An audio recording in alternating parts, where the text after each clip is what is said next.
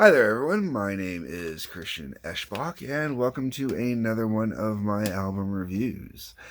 And if you're one of my regular viewers, you know I'm not big on doing greatest hits albums for album reviews. One, because, there's some bands that could have a dozen greatest hits albums out there, and, then there's arguments over what's the definitive greatest hits or blah, blah, blah, blah, blah. But then I realized there's some bands I'm never going to cover unless I specifically talk about their greatest hits packages. So I'm going to start off with Duran Duran Greatest. Now, I like to think of a greatest hits package as a gateway drug into a band. Or it's a really bad beer and you know never to have it again.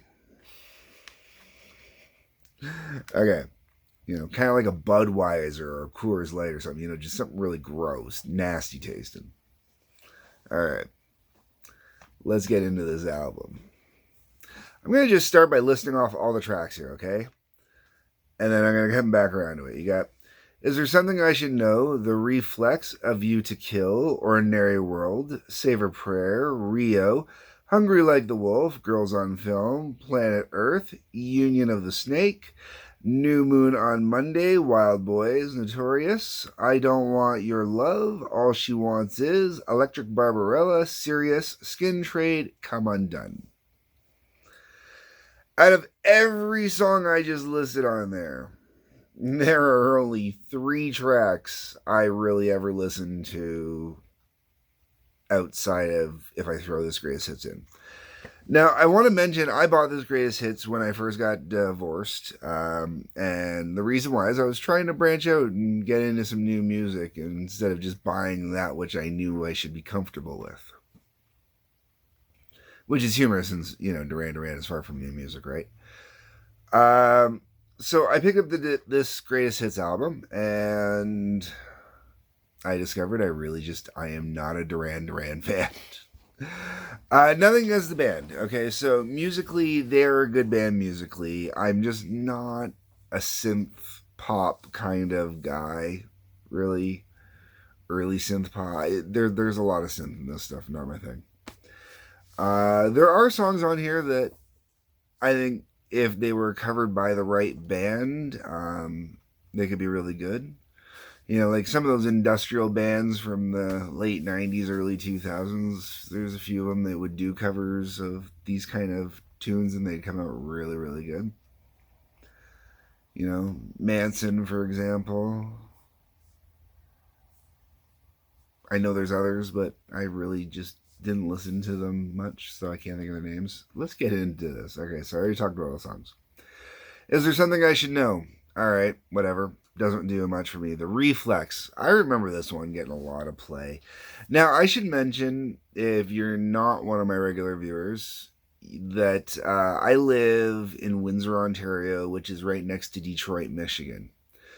Windsor, Ontario is famous from back in the 60s and 70s on AM radio being one of the biggest stations there was.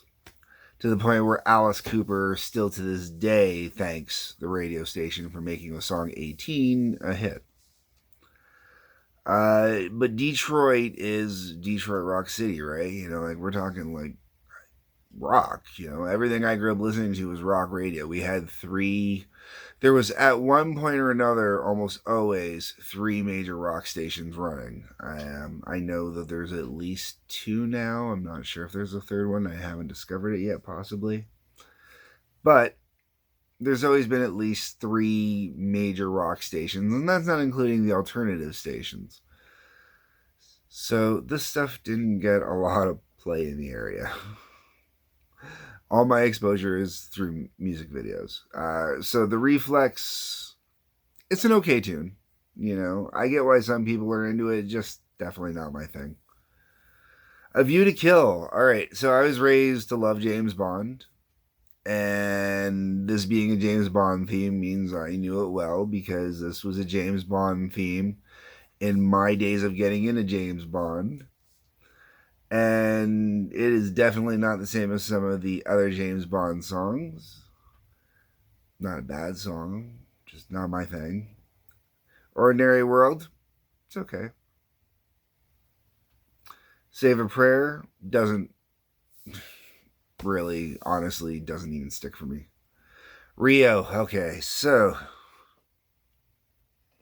Rio's one of the reasons I took so long to get into Duran Duran at all, to buy anything to listen to them, because, Rio's annoying. Do you remember Pop Up Video? Okay, so usually a music video's life is maybe up to 2 years. Sometimes you get someone will throw it in as a retrospective just for fun or whatnot. Pop Up Video comes out, and it's one of the songs in Pop Up Video, and it never stopped playing. Oh my god, it was horrible. Because the worst part was, Pop Up Video, they only did so many, and then, they just got recycled over and over and over again. So, like, the video was on at least once or twice a month minimum, and that's too much. In the 90s, the late 90s. Hungry Like the Wolf. I think this song would be much better if it was done by the right musicians. I would enjoy it a lot more if it was done by the right musicians. It doesn't do much for me on here.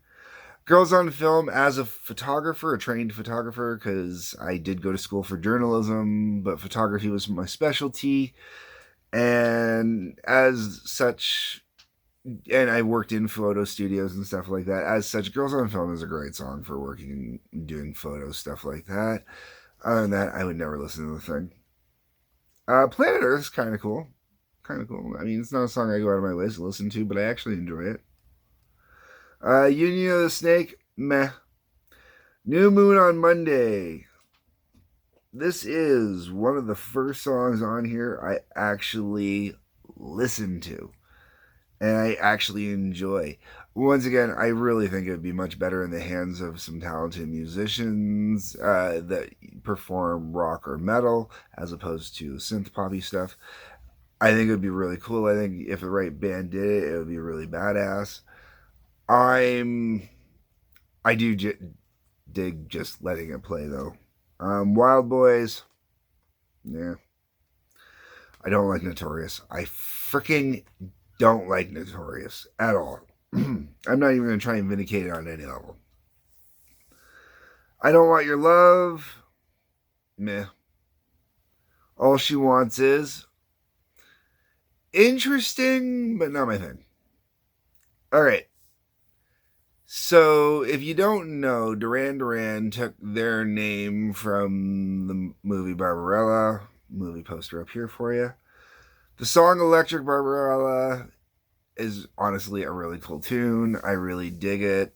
I dig it more because of the connection to the movie. I'd cover the song.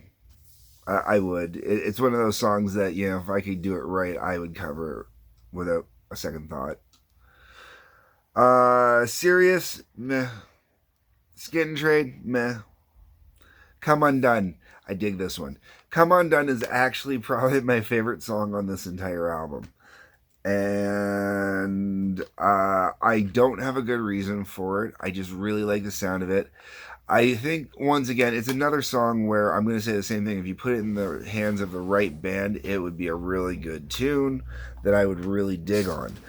And when I listen to some of these songs, that's how I kind of hear them. I kind of hear them how I would do them if I were rearranging them for certain types of music, stuff like that.